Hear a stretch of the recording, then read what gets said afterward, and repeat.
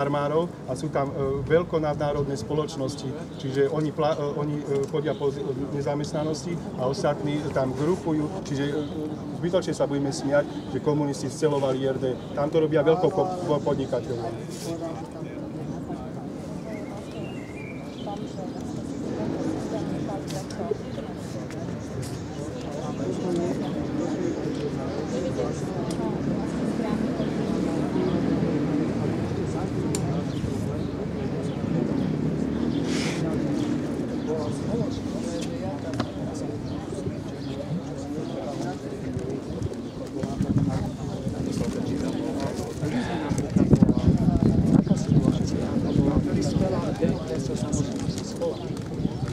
Demokracia v ktorýmkoľvek štáte sa skôr taká, ako bola.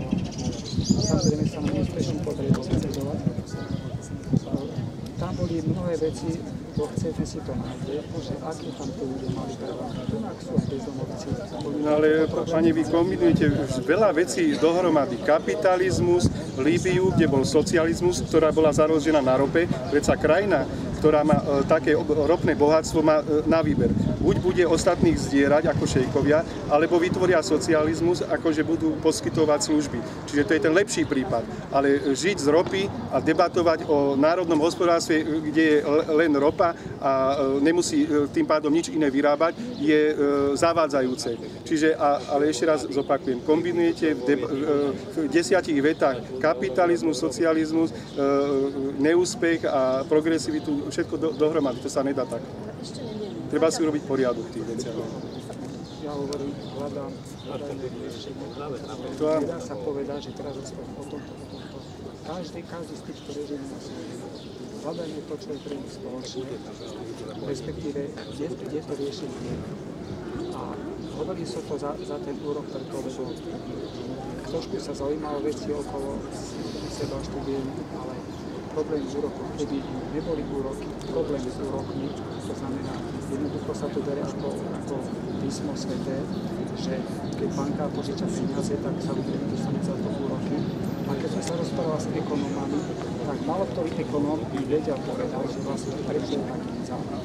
Také rečičky sa tam hovoria. Ale keď sa kto chce, si to v internete môže nájsť, čo vlastne čo by neboli problém s tým úrokami, že by úroky ako také, že by banky vlastne štát a ty by nedá proste, že by nepožadal tie úroky. By sa to rozvíjalo, skôr.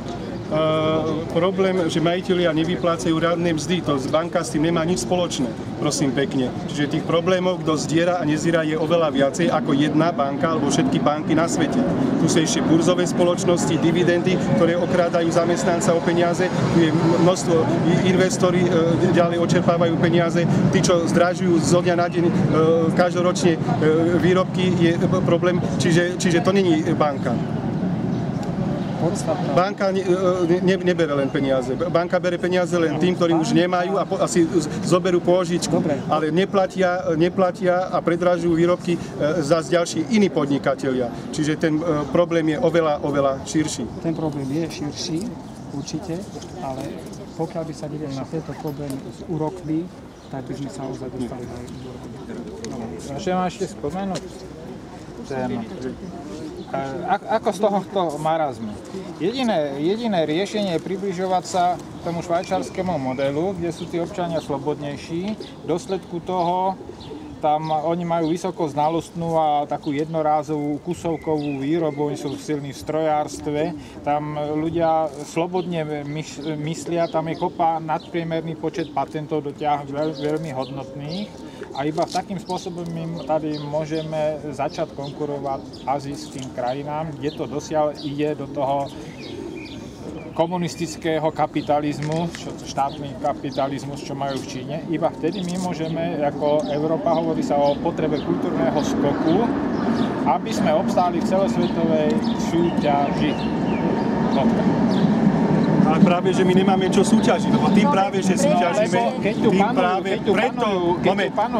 pretože súťažíme, tak ľudia nemajú peniaze. My nemáme čo súťažiť s vyplázeným jazykom a druhý si bude užívať. Tomu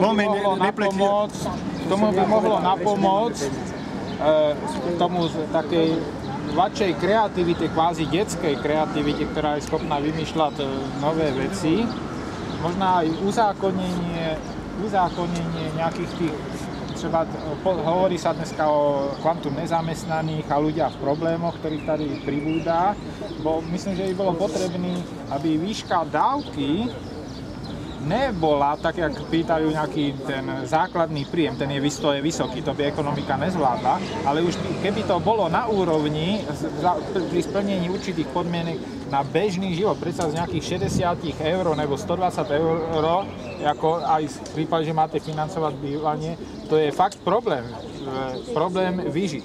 Takže pokiaľ budú třeba sociálne dávky pri povinnosti nejakých verejných aktivít, kvázi verejných prác, zaručený na úrovni životného minima, takže človek ako tako žije, potom je možný, že nám začnú sociálne problémy ubúdať a zároveň ľudia, ktorí sú odbremenení od tohto tlaku v zamestnaní, sú jediným zdrojom, disponibilným zdrojom nejakých nových tvorivých myšlienok. Hovorím třeba o nových absolventov dosiaľ nezamestnaných škôl. Chýbajú tady, třeba ja som dal projekt na predpodnikateľské stredisko, odmietlo to aj ministerstvo práce, aj odborári, aj zamestnávateľia. No, čo mám rozprávať? Prepáčte, dohodneme s pani poslankyňou nejaký termín, keď budeme pokračovať potom, dobre, lebo ona už musí ísť na dohodnuté ďalšie stretnutia, takže jej poďakujeme, že keď bola kontakt na vás. Prídeme si sa.